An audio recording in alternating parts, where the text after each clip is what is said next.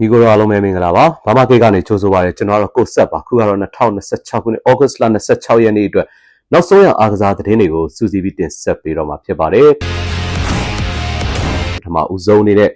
Chelsea အသင်းဟာ Premier League မှာတွင်ကိုတကိုးပဲတွင်းနိုင်ခဲ့တဲ့တိုက်စစ်မှု Liam Delap အတွက်ဒီနေ့အတွင်းမှာပေါင်တန်း20အမျက်ထွက်ခဲ့တဲ့သတင်းကိုတင်ဆက်ပေးပါမယ်။ Chelsea ဟာ Liam Delap ကို Nottingham Forest ကိုပြောင်းရွှေ့ကြေးပေါင်တန်း90နဲ့ရောင်းခဲ့တာပါ။ပြီးခဲ့တဲ့နွေရာသီက Chelsea ကိုပေါင်တန်း30နဲ့ရောက်လာခဲ့တဲ့ Liam Delap ဟာပြီးခဲ့တဲ့ဘောလုံးရာသီက Premier League မှာတွင်ကိုတကိုးပြိုင်ပွဲအရက်မှာတွင်ကို3ကိုပဲတွင်းနိုင်ခဲ့တာပါ။ဒါပေမဲ့ဒီဘက်နှစ်ပိုင်းတွေမှာကစားသမားတွေပြောင်းတဲ့နေရာမှာဆရာကျတဲ့ Chelsea အသင်းကတော့ Liam Delap အတွက်ပေါင်တန်း20အထိအမျက်ရအောင်ရောင်းနိုင်ခဲ့တာဖြစ်ပါတယ်။ Nottingham Forest ဟာ Chris Wood တယောက်တည်းကိုအားကိုးနေရတဲ့အထောင်တိုက်စစ်ပိုင်းအတွက် Premier League တွေ့ကြုံရှိသလို Epsom နဲ့အတူ Premier League မှာခြေစွမ်းပြခဲ့မှုတဲ့မှတ်တမ်းတွေကြောင့် Liam Delap ကိုခေါ်ဖို့ဆုံးဖြတ်ခဲ့တာပါ။ Chelsea ဟာ Liam Delap အတွက်လက်ငင်းပြောင်းရွှေ့ကြေးပေါင်45တန်းနဲ့အတူထပ်ဆောင်ပြောင်းရွှေ့ကြေးပေါင်5တန်းရမှာဖြစ်ပါတယ်ခင်ဗျာ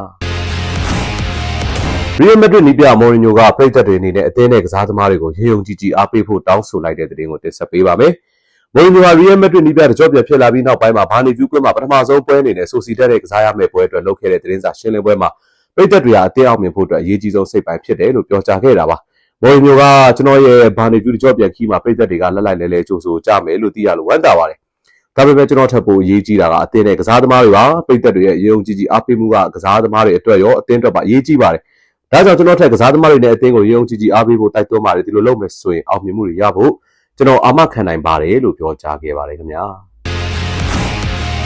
မေယူသင်းကောင်းဆောင် Bruno Fernandes က Professional ဘောလုံးသမားတွေရွေးချယ်တဲ့တနစ်တာအကောင်းဆုံးကစားသမားဆုရခဲ့တာကြောင့်မေယူကစားသမားတွေထဲမှာ16နှစ်အတွင်းအကောင်းဆုံးဆုတွေကိုတပြိုင်တည်းပြန်ရခဲ့တဲ့ပထမဆုံးကစားသမားဖြစ်ခဲ့ပါတယ်။ Bruno Fernandes ကပြည်တွင်းဘောလုံးလောကရဲ့ဂုဏ်သိက္ခာအကြီးဆုံးဆုလို့သတ်မှတ်ထားတဲ့ Professional ဘောလုံးသမားတွေရွေးချယ်တဲ့တနစ်တာအကောင်းဆုံးကစားသမားဆုကို Premier League ချန်ပီယံဖြစ်ခဲ့တဲ့ Arsenal ကွင်းလယ်ကစားသမား Declan Rice ကိုကြော်ဖြတ်ပြီးရရှိခဲ့တာပါ။ Bruno Fernandes ဟာပြီးခဲ့တဲ့ဘောလုံးရာသီက Premier League သမိုင်းမှာတရားသီအတွင်းဂိုးဖန်တီးမှုအများဆုံးလုပ်နိုင်တဲ့စံချိန်သစ်တင်နိုင်ခဲ့တယ်လို့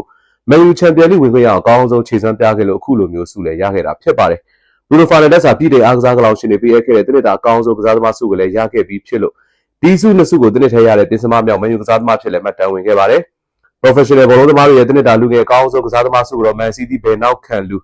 Nico O'Reilly ကရရှိခဲ့ပါတယ်ခင်ဗျာ။ Man City တင်းဟာစပားကိုပြောင်းသွားတဲ့တိုက်စစ်မှုအိုဘာမာမို့ကြောင့်ကစားသမားပြောင်းရွှေ့ဈေးကွက်မပိတ်ခင်ကစားသမားတွေခေါ်နိုင်အောင်အားစိုက်ကြိုးပမ်းရတော့မယ့်သတင်းကိုတင်ဆက်ပေးပါမယ်။စပားဟာအိုဘာမာမို့ကိုတနစ်အငှားစာချုပ်နဲ့အတူအငှားစာချုပ်သက်တမ်းပြည့်ပြောင်းရွှေ့ခြင်းပေါင်တန်း60နဲ့ခေါ်မယ်ဆိုတဲ့သဘောတူညီမှုနဲ့ခေါ်ခဲ့တာပါ။အိုဘာမာမို့ထွက်ခွာသွားပြီးနောက်မှာ Man City မှာဟာလန်ရဲ့နောက်မှာအရင်တိုက်စစ်မှုဖြစ်ကစားဖို့အတွက်အတွေ့အကြုံရှိတဲ့ကစားသမားမျိုးမရှိတော့တာကြောင့် Man City အနေနဲ့တိုက်စစ်မှုတွေခေါ်ရတော့မှာဖြစ်ပါတယ်။ဒါ့အပြင် Man City ဟာ Newcastle ကိုကွင်းလယ်ကစားသမား